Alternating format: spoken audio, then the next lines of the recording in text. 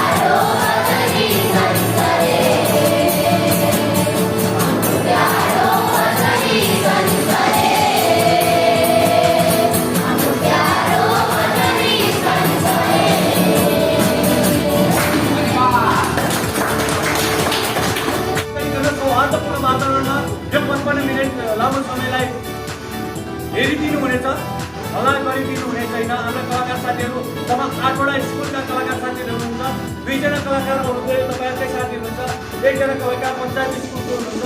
हेरौँ उहाँहरूले कस्तो किसिमको प्रस्तुति दिनुहुन्छ, नाटकले भनिहाल्छ। र यो नाटकलाई खगेन्द्र लामिछानेले लेख्नु भएको मैले भनिसके, अनि त्यसको निर्देशक म र यसलाई मलाई सहयोग गर्नुभएको छ सुमन कुइकेल बरालले। हामी सम्पूर्णलाई साथ सहयोग गर्न तपाईँहरू नाटक हेर्न आइदिनु भएको छ। तपाईँहरू सम्पूर्णलाई फेरि पनि स्वागत गर्दै इन्जोय गर्नुहोस् नाटक।